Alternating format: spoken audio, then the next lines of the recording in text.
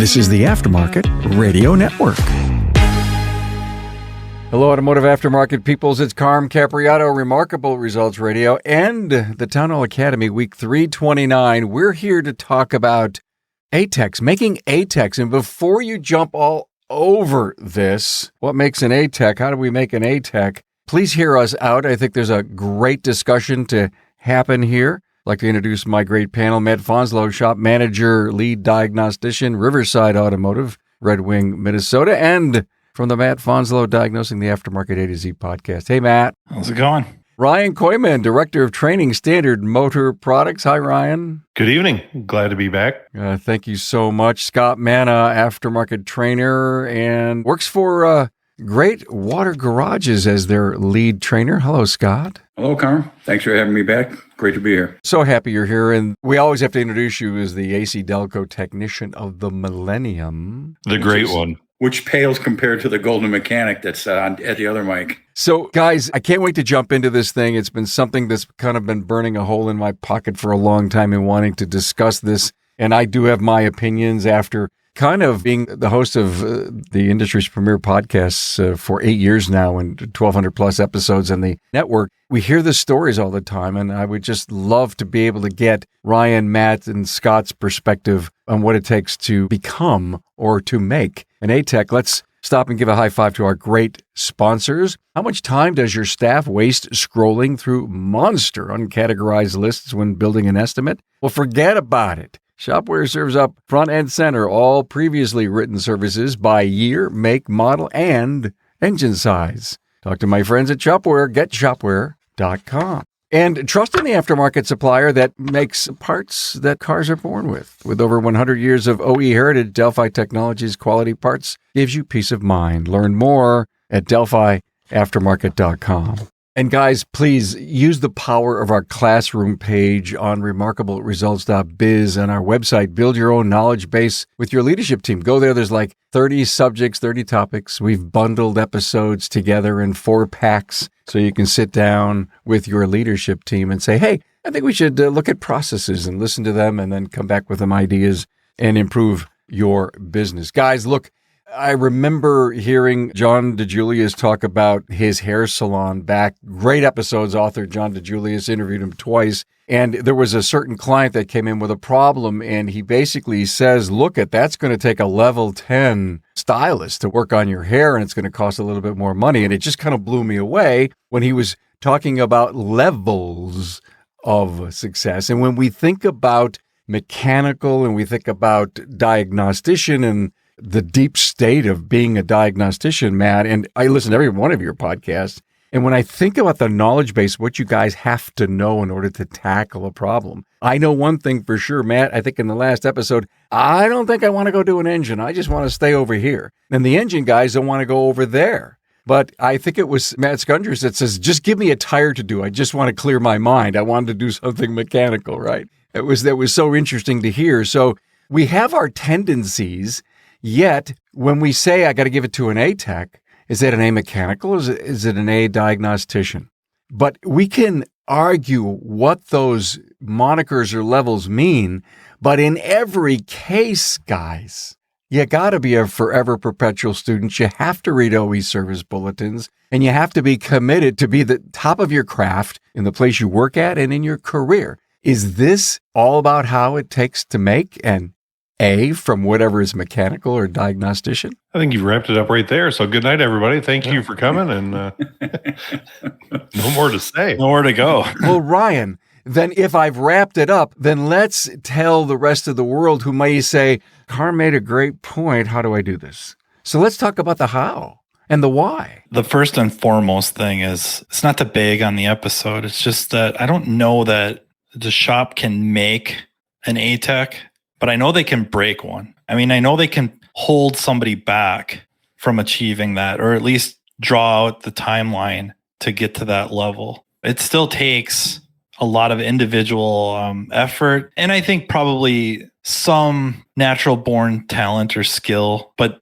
you still have to put in the work. I don't know if people always consider the amount of hours. It's got to be in the thousands of hours that Ryan has put in, Scott's put in, so many other names we could just rattle off and it isn't hours at the shop, or if it is at the shop, it's after business hours, to learn more, to, find ways to get to training events, find ways to get more information, save up money, don't buy the boat, don't take the family out to eat. You spent it on training materials. So that's where I think the shop can help. The individual still got to put in the work. They still have to have that drive to go to the next level, the next level, the next level. So would you summarize that as opportunity? Yeah, right. They got to give you the opportunity. I guess I was looking back at my own career, going from a shop where you're micromanaged and got a foot on your head and really able to grow. But it seemed like some of the other stuff was there. I certainly had the drive and the desire to grow. And I was really blessed, really, my whole career to have probably the number one V-tronic salesman in the country at the multiple shops. So, we had Tech 1A, Tech 2, had the very first V-tronics 5100 or 5200 scope. We had a cast machine, engine analyzers, tailpipe sniffing, scopes, all that stuff. But by being held down, it prevented me from growing. Then the next shop had the opportunity, like you'd mentioned, I believe. And then you kind of combine the investment from the shop, investment personally, both financially and time-wise, along with the drive. Then it became a tremendous opportunity. And so early 2000s, we started talking about Mode 6, and I was 2 miles away from the shop. And so it was easy at night to go in and start scanning. And we had a 28-bay shop. So it was lots of cars to look at, lots of cars to play with, if you will. That's how Scott and I first met, was on a Saturday in Chicago at a shop. There were 10 of us or whatever, just messing around, trying to learn stuff and perfect the craft. Same thing with like in-cylinder pressure transducers and stuff in the late 2000s. And just having that drive along with the opportunity. And like you said, making the investments there. And I think the third thing is it results in experience. And so a lot of this was as a result of that stuff, but getting that personal experience. I see a lot of people with great potential to be in ATech. They have the drive, they've got the opportunity, they're ready to make the investment, but they don't have the experience yet. Let me stop you for a moment and say this, that I believe that the technician and the shop owner walk down the aisle. It's a marriage of I am ready, I am willing, will you pay for it? Yes, I will. Here's the classes I want to go to. I'll fly you, we'll bring in people, we'll do whatever we can, because as any individual improves themselves, so does the shop. And that's where part of this is, Matt, I'm sure you have 6 figures, every one of you have 6 figures invested in tools, no doubt. And the shop has 6 figures invested in tools. Matt, you pay for so much of your own training, and maybe the shop picks up some of that, I'm not sure, but I know high culture, high retention shops are investing in this with and for their people. So if we're going to make ATechs, whatever that moniker meaning is, we've got to do it together. Because I can't imagine that there's a shop that doesn't have a place that they get a paycheck from. And I guess part of the reason that we're having this discussion maybe is to convince the shop owners to get off their wallet and to stop accepting the excuse that my people won't go to training, because then you'll never be able to do the kind of work that you're challenged with every day. Matt, I'm listening to you doing stories, and these guys talk about, oh my God, this thing came in, and everybody's laughing and guffawing because they know that those are huge challenges. The person who's not studying, the person who's not investing in themselves, the person who's not reading service, they're stuck. They're just going to call it a mobile guy. Is that what we're left to do? Wait a minute. Every ATech in America, every level 10 tech, whatever we want to call them, is going to be a mobile diet guy. That's it. A lot of the mobile guys, though, are the techs that Ryan's talking about, that they have the skill, the drive, the whatever innate talent, but they're held down. And finally, it's like, well, I'm just going to go into business for myself and focus on what I love to do. And then a lot of them just kind of explode, and all of a sudden they're in that tier, whatever that is, that upper echelon of diagnosticians or tech savvy technicians, if you want to involve like programming and EEPROM, stuff like that.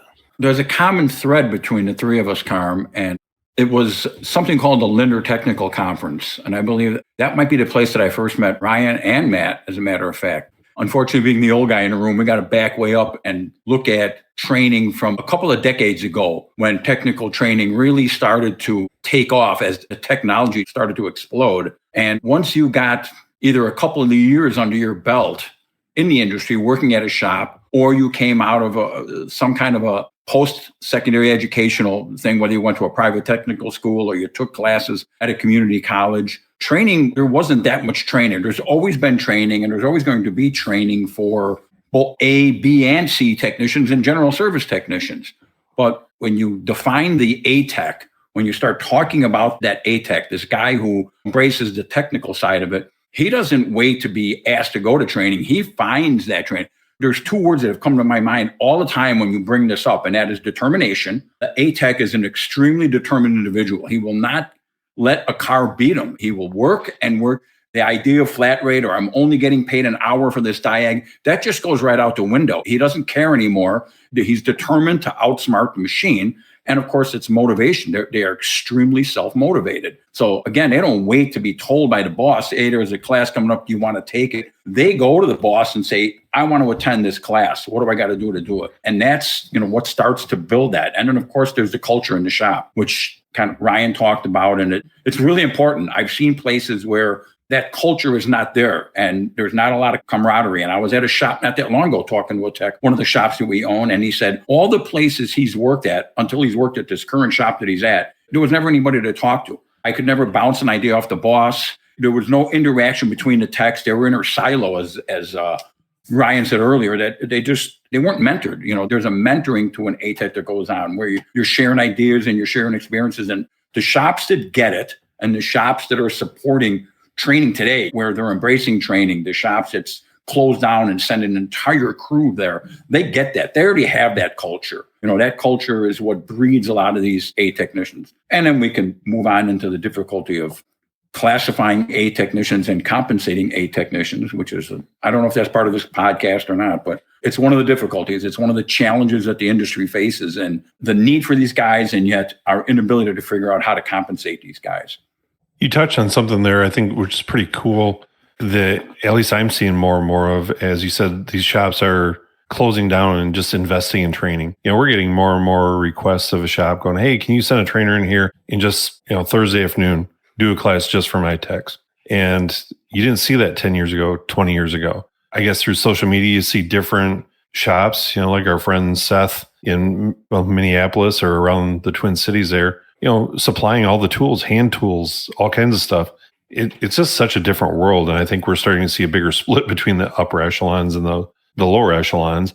And I think they're going to attract, build, and retain these A-level techs that we're talking about, whether it be diagnostics or an R&R tech or whatever. I was blessed again at my last stop in the repair bay was a 28-bay shop where I could focus and grow my abilities as a diagnostic tech. And Matt said, that's where a lot of us learned together here when new technologies, new stuff came out. And so getting into programming and just different, scoping and different stuff, I could focus on that. But you asked me to go replace an engine or whatever. That's not my game. I'm done. I'm walking out the door. And we had guys that did that. And you ask them, what do you want for lunch? Do you want Arby's or Taco Bell? And they couldn't make that decision, so they weren't diagnostic techs by any stretch of the imagination. But man, they were good at putting puzzles together, I'll call it, right? And they could pull an engine apart and remember where every little bolt went.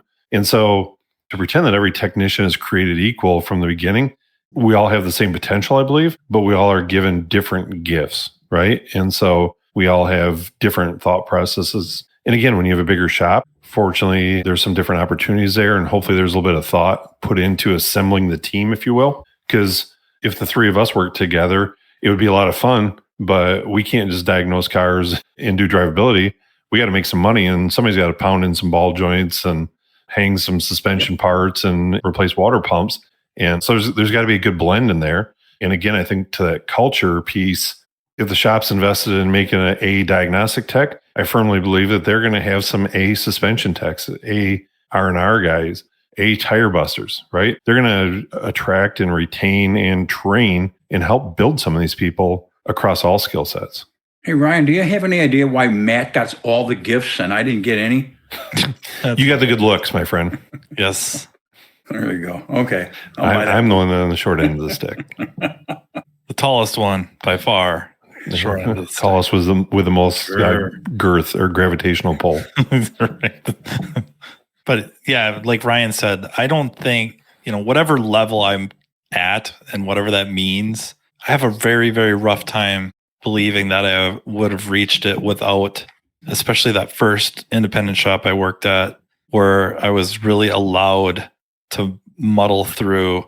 They sent me to training or let me go to training. Sometimes maybe I had to borrow money from the shop so I could go, and then I had to, they'd take it out of my check. But still, that helped me get where I needed to go. Not to be ultra defensive of that, but it's, it led to it. And then the equipment, like that was the first time that they would acquire a factory scan tool and scopes, gas analyzers, and then really just let me work through problems. And part of that, I think, is from more of a management perspective, is picking up on or noticing somebody with that it factor, whatever that is. So you've got Ryan Kooiman working for you years ago, young, and maybe he's not knocking him out of the ballpark right away, but you're seeing he's not getting burned by the same thing twice. He's getting faster. He's got that, I don't even know what else to call it other than the it factor. You catch him a couple hours after work, he's still reading something on service information, or he's working on the car, trying different things. That would be a good clue, especially when you're seeing them progress, to really start investing in that and trying to cultivate that so that it grows into what you have now for Ryan Kooiman, or at least when he is at his peak in the base. And it's not a knock, right? You're onto a different world. Well, I think it's talent recognition, right? And that's something we've seen as an industry previously. Okay, I'm the best technician at my shop. I'm going to go start my own shop. I'm a terrible businessman. I don't know anything about HR and how to manage or lead people and put together the thought process to assemble a team around me. And I think in today's culture, certainly in the shop culture, we're seeing more and more of that. And I think like with Scot's role, kudos to their company for putting their own in-house training program together to help cultivate this type of culture through there. And so when you identify those technicians that are hungry and have opportunities and to continue with that. Again, for myself, we just had a sermon on pride yesterday, so it's hard to say I was proud and had too much pride. Maybe I did, but it goes back to Scott saying it's man versus machine. And I had that pride at some point and going, you know what? Instead of kicking this over to the dealer or something like that, no, nobody out there is smarter than I am. Nobody's going to put in harder work or do the research here. And so I kind of said my back's against the wall. We're not shipping any other cars elsewhere. The mobile wasn't a thing at the time, but I'm going to do the necessary research. The problem's between this bumper and this bumper. It's a confined space, right? And I got to be able to find that problem there. And so it was just that type of attitude that really kind of struck a hunger there. And fortunately, there were opportunities or even the right people in my life at the right time, such as y'all here that share that hunger or were kind of along that same path. And so I think networking is probably a part of the answer here of how ATechs are made, not just working in your own little corner of the world, but by sharing other people. And like Scott said, of finding this technician that now all of a sudden has people to talk to, I'm sure that makes a big difference in that tech's life. If you run more than one shop, you know how vital it is to keep up with how each one is performing. But it can drive you crazy to log in and out of each shop's database as you try to compare KPIs. Well, look, stop making it hard. With Shopware's advanced analytics, you can easily pull all that data into one report. Heck, you can even set up the system to pump it out in a graph or a chart and then email it to you anytime you want. Why tax your brain before you even start looking for trends and wins to celebrate? Let the computer do the work for you. Spend less time sifting through pages of numbers. Now, once you see your business's potential right in front of you, you can take steps to make it even better. And then you can take a night off to enjoy the time you just won back. Benefit. Go with the team that created DVX, my friends at GetShopware.com. As the trusted aftermarket brand for over 100 years, Delphi Technologies is by your side for every step of the repair process. The Delphi journey doesn't stop once the parts are ordered. Wherever your journey takes you, our quality parts gives you ease of mind when getting your customer's vehicle back on the road.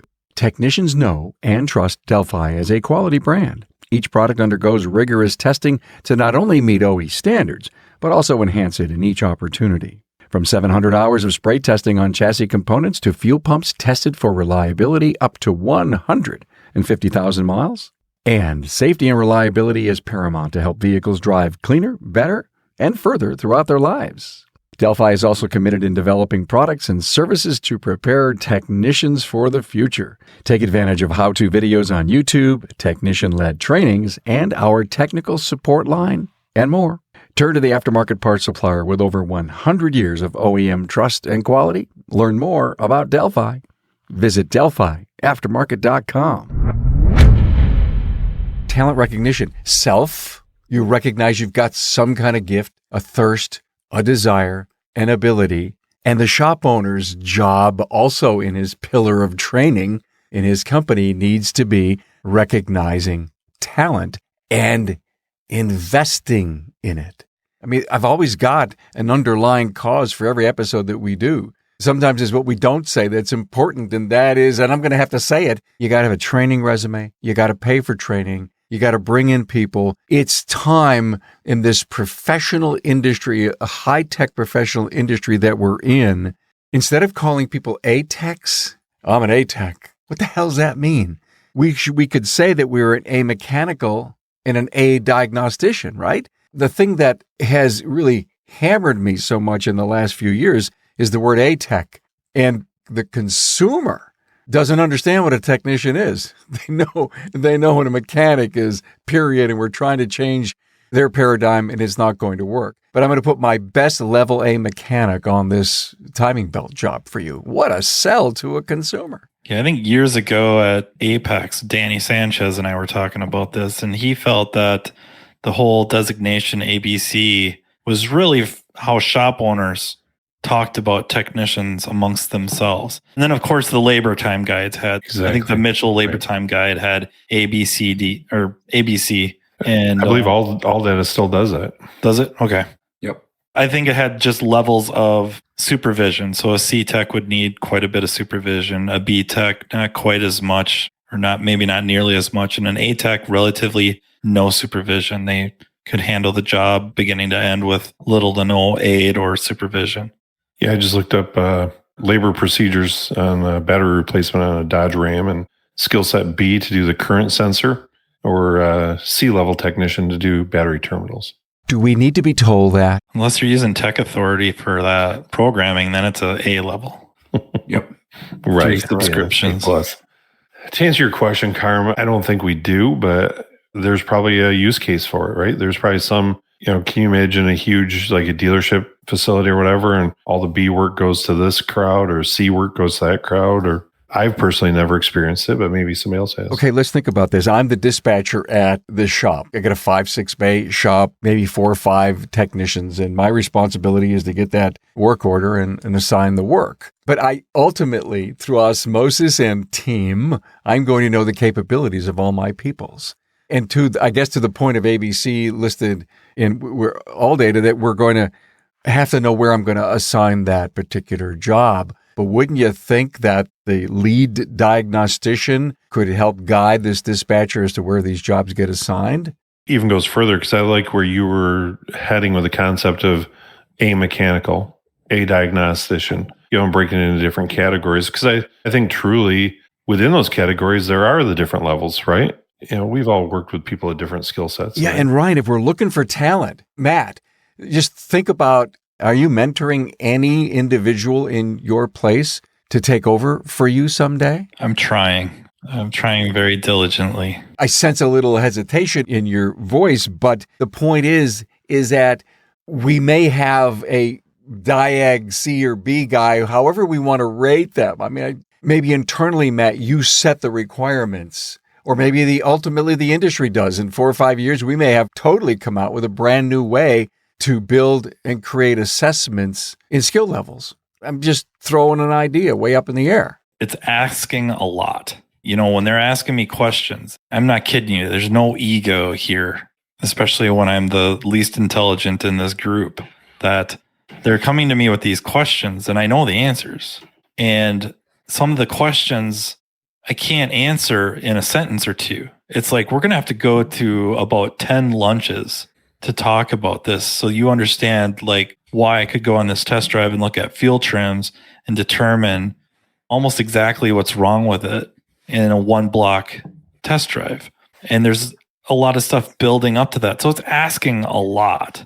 Nobody really taught it to me other than Thornton classes, Manna classes, sitting outside waiting for our barbecue at LinderTech with Ryan, talking about it, sitting on IATN and now Diagnostic Network until the wee hours of the morning, that then the next car I could try it on and just get better and better. So now to have a tech that I'm trying to migrate a little bit into my space and needing to find a tech to kind of fill his shoes with what he's doing now in his position, which is difficult as well. And then try to coach him up and finding the holes in his game to fill in a little bit so that he's ready for the next step and the next step. And then, can he take, if you will, the lower level diag off my plate so I can focus more on the higher level stuff and then even more management type stuff that I probably should be doing more of or a better job of. But Matt, you're recognizing talent. You're giving the freedom for this person to fail while you can maybe bail that person out from drowning. You got to take in some water if you want to learn, right? Especially that first shop that I worked at. If the shop owner wouldn't have been in a snowmobile accident, I probably would still be there, which is interesting to think about when you think about how my career all went, where I would have ended up otherwise. But yeah, there was a lot of taking on water, a lot of trying to bail water out of the ship while Matt's going down with it, because they're really good lessons though. That's where I go back to experience, right? Yeah. And so you had the wherewithal to learn from those mistakes. And in our training material, we use case studies, and that's how I came on board with Standard. Matt and Scott have both been contributing case studies. And so while some of them, especially from those two, were always really good examples of how to do it properly, there were my case studies too that were like, this guy did it all wrong. And we can learn a lot from what he did wrong. And so again, it goes back to experience, right? And as long as we are a lifelong learner and I guess have the self-awareness to understand I'm not always right, but I'm going to learn from my mistakes. It's not an easy place for any of us to be, but that experience all adds up and you go, well, that didn't work. I'm going to try this next time. And I love what Matt was saying about the looking at fuel trims and driving around the block. We discussed that many times of looking at trims under different operating and load conditions and stuff like that, and pinpoint vacuum leak, airflow reporting errors, and injector or fuel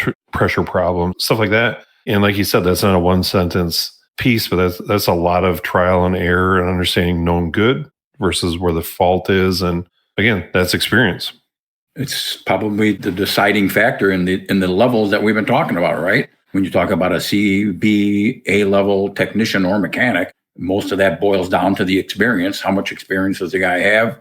Is he able? You got to wean him up to that next level, that next job. You successfully did a brake job. Can you now do a timing chain on this car? It's just more and more experience. And of course, the same happens with diagnostics. The more experience you do, so much of it seems to come down to that. I used to use that analogy all the time in classes about you can look back at a great one in a totally unrelated field, like a professional basketball player like Michael Jordan. He was typically the last guy to leave the practice court. He was already literally the best there was, but he would stay countless hours practicing free throws so that, when crunch time came, when it was the last 15 seconds of the game and you're dead tired after playing the whole game, you can step up to the free throw line and drop nothing but net. And it's that guy that stays on. As Matt said many times already, he's up late at night looking at stuff, reading more stuff. He's like a sponge. He's taking in all this information. He's hearing about all these things that went wrong, like Ryan just said, and other guys' diagnostic experiences. And that knowledge base just keeps building and building and building. And that's what the ATech is. He's the guy that puts that time in. He's that guy that's willing to go down that road. He's going to find a class that he wants to take. He's going to spend the extra time. He's going to not worry about the compensation up front or say, I'm done with this car. I don't want to deal with it anymore. I want the tire repair. Was that it, Ryan? Just give me a tire repair or something, right? He's not that guy that he doesn't have that in him. It's part of his makeup. And that's, I guess, what the main thing behind being an ATech. We're in an instant gratification world today. So you got a lot of guys out there that are in this industry that are young people that are really not too interested in the fundamentals behind it because they feel they can look everything up and get an answer immediately. I can Google it. I can go watch a YouTube video and figure out how to take this heater core out or do this or that. I don't really need a lot of background training, but the A-level mechanics and the A-level guys, they have that fundamentals. They have that background training. They've taken the basics. Yeah, I'm glad he brought up the sports analogy because I think in the spirit of the podcast, we kind of all, for our favorite teams, can all think of that player that we drafted or acquired and they just really didn't pan out. And then the entire Detroit Lions organization. Yeah, except Barry Sanders. True. Yes. That guy was, Mount Rushmore. But you've drafted them, you acquired them through free agency. They just never panned out. They didn't reach the level you had hoped. You trade them away, and they are a star, an absolute star. And I think that kind of goes in line a little bit with what we're talking about, where what can the shop do to help contribute to the success of an ATech or a tech becoming an A-level tech instead of getting in the way? What does that involve? Is it the culture of the team? Is it the training? The coaching, setting up the plays to better maximize their skill or their talent or where they will show the most ability or success. With Jordan would have probably been successful no matter what you put him in because he was just so much better than everyone else. But the others in his team were never going to be to that level. But they start running that triangle offense and you have a lot of role players. And Pippen was not by any means a role player. He's an all-star level, top 50 all time. But everybody else, you can't win with two. It's going to take at least, 8, 10, considering the rotation. They have to be able to come out there and have success. So the team changes. They run that triangle offense and Jordan is coached to hold back a little bit. The fourth quarter can be yours, but hold back, get everybody else involved. And they go on to win 6 championships. We haven't seen anything like that since the Celtics with Russell. You know what I mean? So I think that sports analogy works really well with what we're talking about here is trying to step back and go, what can I do? What can we do to cultivate or create this environment that we can help our techs achieve their top potential? And maybe that's not a tech. Maybe it's a really good B tech. And we need B techs. We need C techs. But I think along that same line, not everybody's a shooting guard, right?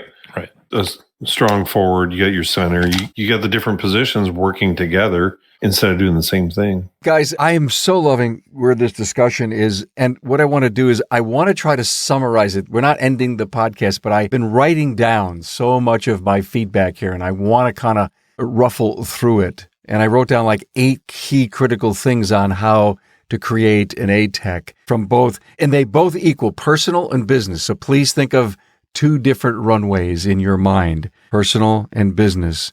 Number 1, be aware of your personal gift. And that goes to the business owner recognizing talent recognition. So if you realize you've got a personal gift, I just love what my hands are, I know where all the bolts go, then be the best you could possibly be mechanically, because I don't think it's ever going to go away. I don't care, EVs, hydrogen, whatever new kind of power plants we're ever going to have someday, we're going to need people who love to tear the toaster apart and put it back together again and make the toast even darker, okay? I mean, Jesus, we need that. Lifelong learner. Stop me anytime and have a discussion. Lifelong learner. Are we all in agreement on that? Absolutely. Yeah, it almost goes without saying. Learn from mistakes and don't penalize and charge back individuals who need to have quick recovery and learn from it. It may not be legal to do that, but also anyone can make a mistake, really. But only a fool makes the same mistake twice. And let people fail. Let them make the mistake. And hopefully they learn from it or help them learn from it. I got to think the same shop that's charging back to the technician is that same shop owner that goes, it's hard to find good help these days, It's just, out of one side of his mouth right now. Right. I wrote down next, get a mentor. You all agree to that? Absolutely. I think I said that in my first episode with you, sir. Yeah, I think you did. If you can't find a mentor inside the business, Oh, you don't belong to a networking group? You don't have a coach? You don't know the guy down the road who's got a great shop and a great tech who'll be willing to come on, a mentor. I'll say I've got mentors probably almost in every area of my life, right? I've got a group of guys that are executives or business owners that I'll go out for breakfast with quite often, lunch with a couple of guys that are business owners, Bible study with a group of guys that are 15, 20 years ahead of me that have great marriage and parenting advice, to understand some of that. And it's a lot easier and a few less knobs in my head to learn from their mistakes than from my mistakes. But I think still as a technician, been working with a couple of different shops here, and local shop owner, Corey Rosema, has done a good job of putting together a team of young technicians and putting together monthly training. And so I'm like, we'll participate, we'll help with that, and bring other young technicians in there and just helping them with the network. And it's kind of fun to see almost the next generation of some of this stuff happening. We've talked behind the scenes. My son is kind of getting into this now. Everything that comes out of my mouth is the dumbest thing he's ever heard. So I need to hook him up with, Manna and Fanslow here. And the same thing, but believe them, right? Absolutely. Absolutely. But I think, just by having that mentoring, and he doesn't want to admit it, but sometimes we'll have questions like, well, did you ever see this? I'm like, oh yeah, this is how. And, trying to be open to some of those kind of conversations there is, as Matt said, it's not a one sentence answer, but quite often I'll go, okay, here's a scan tool. Go plug that into this car a minute and tell me what you see. I think all of us benefited from our friend, the late Harvey Chan. He would never give you an answer, and that pissed a lot of people off. He would answer your question with more questions.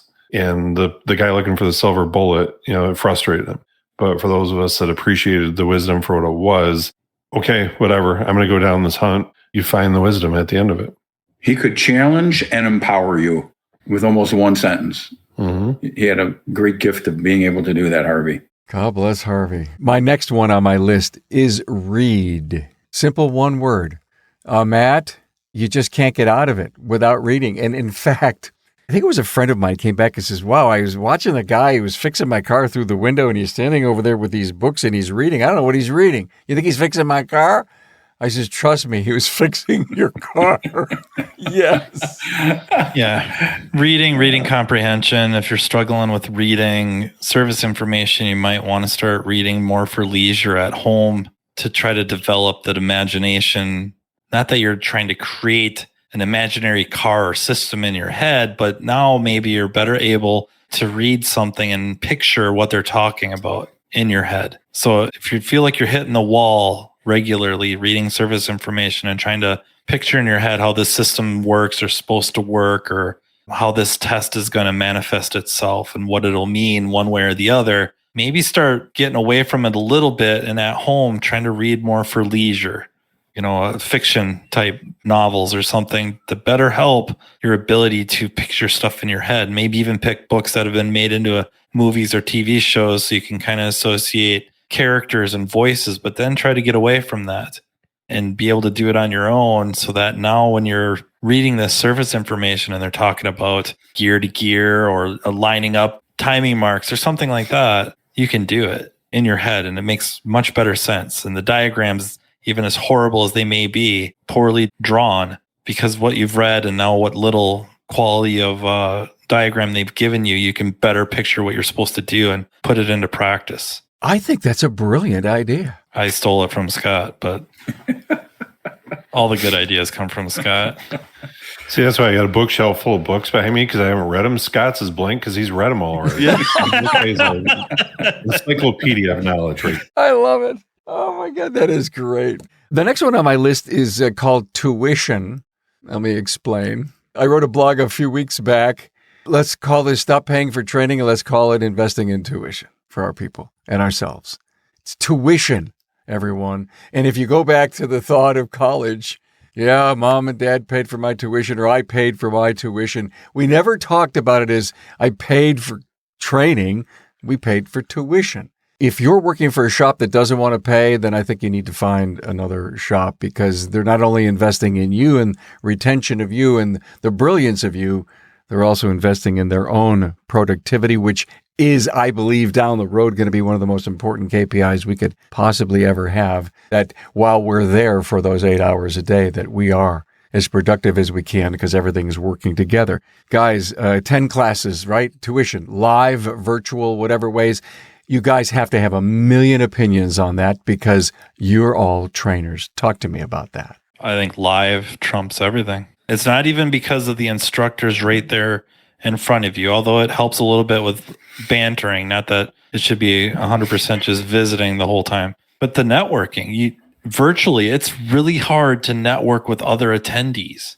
And sometimes those are the people you're talking about that you're meeting that maybe they become a mentor. Maybe they just become kind of a colleague, somebody that you can call up and just toss something at and see how it sticks. And that's your road to building up this network of information sources, help. You can help back, knowledge, however you want to think about it. So live trumps everything. I don't see the other ways might be a little stronger in letting you learn more at your own pace. But after you start being able to pick stuff up relatively well, it's so important to meet somebody at your left and your right during the breaks for down the road. I mean, I've met many people that are friends or somebody that I can call or they can call me just because we went to a few classes together. Scott, training, live, virtual? Definitely live. That is, of course, both as an attendee and as a trainer. I obviously prefer live training. Then there's a place, and there's certainly some good virtual training out there. There's some good computer-based and virtual education where it's interactive. But once you get into complex topics and you get into the whole networking idea of things, there's just a lot going on in a live class that's hard to replicate, an in-person training class. So they're very successful. I think they're coming back, obviously, in the infancy of our pre-COVID or our post-COVID world. We're seeing the training is again ramping up. I'm sure it's going to be well attended. Vision did a phenomenal job this year, again, as usual. They had a record-breaking amount of first-time attendees. So it's definitely my preference. There's no doubt about that. Ryan, you guys are doing both. We do. Yep. Not quite the number we were doing pre-COVID, but well over 1,000 nights live in person, which the instructors enjoy immensely, right? Because as Scott alluded to, not only as the attendees, but when you're trying to present, you thrive off the feedback of the audience, whether it be verbal or nonverbal, and looking at someone's cues. Last week I taught a class from our studio, actually a couple of them. And after a while, you get used to it and you just go in robot mode. And there's some benefits with that because we can almost do a little more hands-on type stuff. Even though it's not hands-on, we can have cameras set up and show some stuff maybe you wouldn't have done in a certain class. So technology has given us new opportunities, and we're trained to capitalize on some of that stuff. And that's where I think the pre-recorded or the on-demand stuff has a little bit of benefit too. With the family, I've been to 46 different states. And, as we travel the country, I look at stuff and go, out in here, there's a town of 3,000 people and there's 2 shops. They can't afford to host an in-person class. And so the virtual stuff is a great opportunity to reach those guys now without having them drive 3.5 hours. Last year I was out in Iowa and I couldn't believe it, but somebody drove 3.5 hours to come listen to me for 2 hours and couldn't believe it. And so technology's given us the opportunities to do that type of stuff. There's different learning paths for people now, and there's great supplemental. And I mean that supplemental training, there's no replacement for the live stuff and the networking, just the value of that. But our virtual could get better, to your point, and I'm sure it is.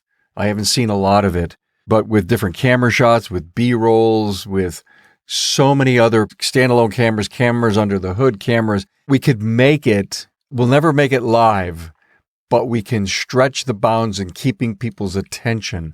So who's ever out there who's listening to this, if you're doing any YouTubing or anything, stretch it and make it more exciting. We might see technology with VR explode here. It'll start out with gaming, but I think like what you're saying is you could have a classroom or Ryan could have his studio set up with a series of 360 cameras sitting in where the seats would be. And then you log in and you're essentially taking out one of those and you have 360 degree views and you can talk to somebody's avatar next to you. And something that we've tried to do through digital workbooks, and we put live scan recordings in there through ScanShare. And so we challenge the audience, say, here's the problem of the vehicle. Click on this link. You're opening up the scan data. You select the PIDs you want to see and you analyze it.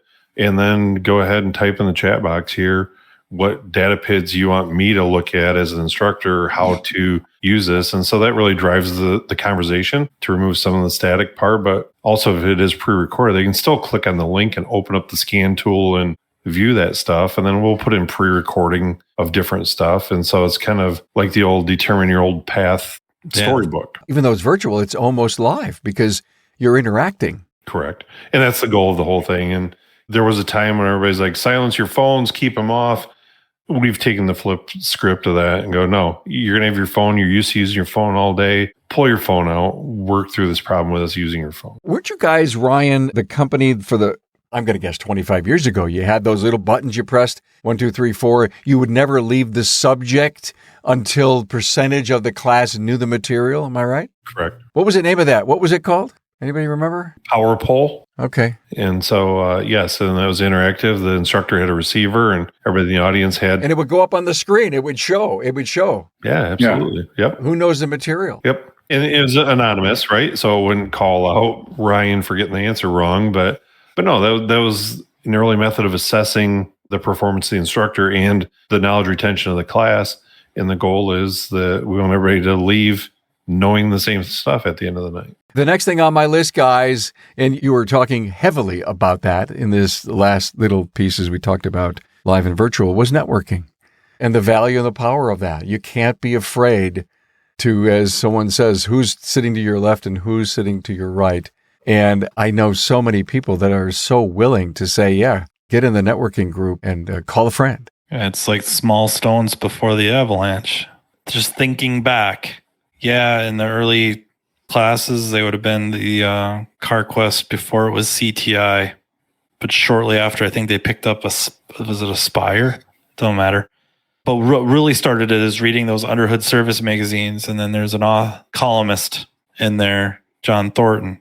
And then being able to reach out to him, talk to him on the phone, exchange emails back and forth, and then go to a training class and shake his hand and banter a little bit before, during, and after class, and then learning about LenderText, and then going to the website and reading everything they have on there and IATN, and learning, kind of talking a little bit with Ryan Kooiman, and then meeting him in Indianapolis at the LenderTech facility, and then meeting Scot Manna, and it grows into friendships, and then it keeps expanding, and it gives you other opportunities, and you get better at your job. Like, none of that happens without meeting people and interacting and networking and growing that group and finding other people that are just as passionate. I struggle to say like-minded, but definitely have the same interests and drive to become better and learn more. Like, how does this really work? If I know how it really works, can I diagnose it that much faster? Can I fix it that much faster? I don't think I get anywhere near whatever, and again, I struggle with the ranking system. I don't know what that means, but whatever level I would be considered at, it does not happen without these things happening. It doesn't happen without meeting Ryan Kooiman. It does not happen without meeting Scot Manna and then being able to hang out with them in a shop setting, looking at cars together, and look at how Scot Manna looks at data, thinks about a system, listening to Ryan Kooiman talking about what he's looking at this piece of data and going back and forth. And it's not even who's right, who's wrong. It's that different perspective. Yeah, it's like, tell me what you saw out of that. Why did you say what you said? And we were blessed, I think, to have mutual respect. We had a lot of fun, Scott's shop, Aaron Keppen's shop, different people's shops we hang out at. But we had a lot of fun, but we also had that mutual respect of like, why would you say what you just said? Right. And help me understand that. Yeah, Scott, what Matt just said, it kind of reminded me of building self-awareness, building self-confidence, and building a career assurance that you're all heading in the same direction. You're all as thirsty, and you have people you could lean on if necessary. Yep. Great minds think alike. The great diagnosticians are all out there kind of after the same thing, wanting that, hungry for that knowledge, wanting to know how things work. It's great analogy for networking, Matt. Thank you. And then finally, Matt, I know we've done an episode on this journaling. Are you still taking a lot of notes when you're done with a challenge or something that you learned so that you can always go back to it? I mean, I still rely heavily on my memory, and one of these days it's going to burn me, but I've got a couple of, really one apprentice tech I'm riding them to start journaling. because I think it will help immensely. And then I think we all did it. We just called it case studies. It wasn't journaling. It was case studies. That's what we called it. But it's essentially what it was, right? We kept track of service information, photos of systems or layouts, whatever, how we were hooked up with our test equipment, notes, what we did, why we did it. And then down the road, months, weeks, years later, similar vehicle comes in. I kind of had a car like this. I think it had this code, right? I was dealing with this system, and then you pull it up, and you got this PowerPoint you made or Google Slides or whatever, and you can kind of go through it again and go, oh, that's right. I could go to this connector, or I forgot about this. There's this PID.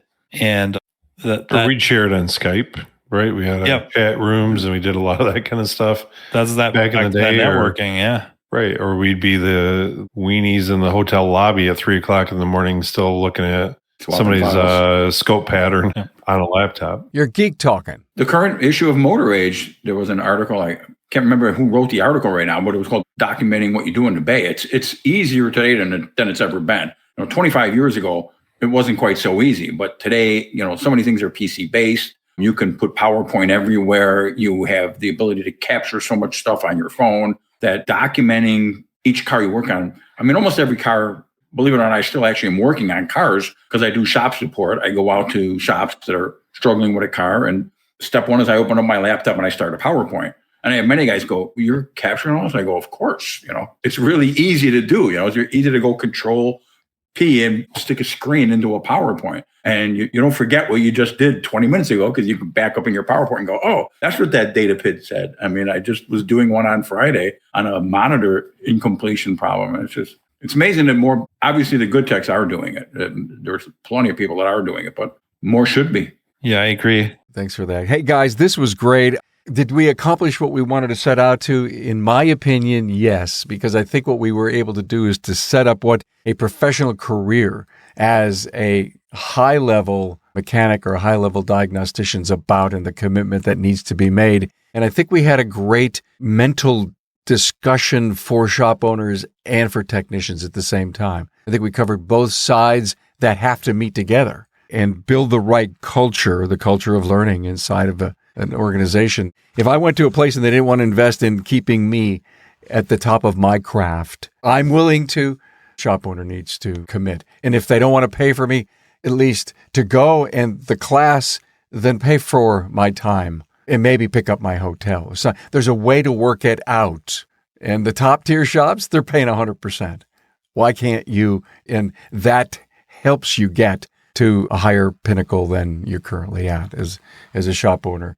Guys, this was great. Thank you so much. I hope this is going to change some people's mindsets, and we're going to be able to keep a bunch of people inside this industry that don't want to go somewhere else because maybe they're burned out or they don't really necessarily see the worth and the value of the career that they have. Thank you for helping us set that up. Matt Fanslow, shop manager, lead diagnostician, Riverside Automotive, and the Matt Fanslow Diagnosing the Aftermarket A to Z podcast. Ryan Kooiman, director of training, Standard Motor Products, and Scot Manna, aftermarket trainer at Greatwater Garages and ACDelco technician of the Millennium. Guys, thank you so much. Appreciate it. Thank you, Karen. Thanks for having us.